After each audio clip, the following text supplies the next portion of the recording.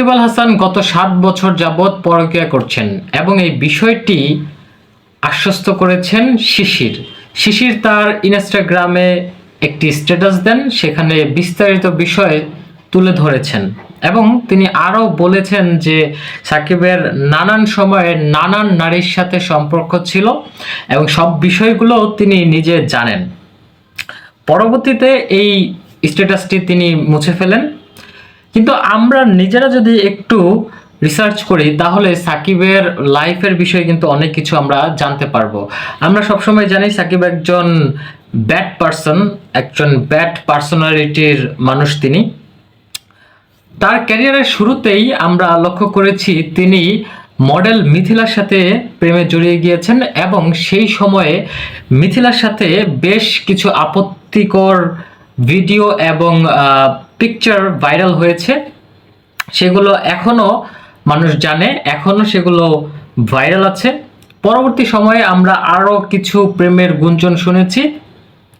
এরপরে তো শিশিরের সাথে প্রেমের পরে বিয়ে হয়ে গেল। শিশিরের সাথে তার দাম্পত্য জীবন 13 বছর এবং তাদের 3টি সন্তান রয়েছে। পরবর্তী সময়ে এই 13 বছরের ভিতরে সাকিব আরো পরকীয়া করেছে, আরো মেয়েদের সাথে জড়িয়েছে। সবচেয়ে লাইমলাইটে যেটা এসেছে সেটা হচ্ছে নাফিসা কামালের সাথে। নাফিসা কামালের বিষয়টি আমরা জানতে পারি কুমিল্লা ভিক্টোরিয়ান্সের মধ্যে যখন সাকিব ইনক্লুড হয় এবং সেখানে তিনি খেলেন, তার পরবর্তীতে বিজনেস করেন, তার সাথে একটা সখ্যতা গড়ে ওঠে এবং তার সাথে যে একটা ভালো সুসম্পর্ক আছে আমরা কিন্তু সেই মুহূর্তেই জানতে পারি। এবং পরবর্তীতে আরো বেশ কিছু বিষয়গুলো আমরা লক্ষ্য করি, সেগুলো হচ্ছে বিদেশের বাটিতে তাদের খুনসুটি এবং কিছুদিন পর পর হচ্ছে এক একটা করে পিকচার ভাইরাল হচ্ছে, তারা রেস্টুরেন্টে খেতে যাচ্ছে, তারা একসাথে ঘুরতে যাচ্ছে, কিন্তু সেখানে শিশির ছিলেন না এবং তাদের সাথে কোনো প্রোটোকলও ছিল না। যেহেতু এইটা হচ্ছে একান্ত তাদের ব্যক্তিগত সময় স্পেন্ড করা, সেই ক্ষেত্রে তারা কোনো প্রোটোকল রাখেননি এবং সেখানে কেউ ছিল না, তারা দুইজন একদম অ্যালোন ছিলেন। আর সবচেয়ে চাঞ্চল্যকর বিষয় সেটি হচ্ছে তাদেরকে পাওয়া গিয়েছে দুবাইয়ের একটি হোটেলে এবং সাকিব আর নাফিসা কামালের নামে 4 দিনের জন্য হোটেল রুম বুক করা হয়েছিল এবং যিনি রিসেপশনিস্ট এবং ম্যানেজার তারা বলেছে যে হ্যাঁ, এটির সত্যতা পাওয়া গিয়েছে, তারা সত্যি আমাদের হোটেলে ছিল, সিসিটিভি ফুটেজে দেখা গিয়েছে।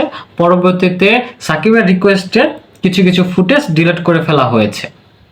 সো এই হচ্ছে বিষয়টি, মূল বিষয়টি। এখন শিশির ডিসিশন নিয়েছে তিনি সাকিবের সাথে আর এই সম্পর্ক রাখবেন না। তিনি অতি দ্রুত সময়ের মধ্যে সাকিবকে ডিভোর্স নোটিশ পাঠিয়ে দিবেন এবং তার যেহেতু 3 সন্তান ছোট ছোট, সুতরাং তিনি এই 3 সন্তান রেখে তারপর ডিভোর্সটি দিয়ে দিবে সাকিবকে।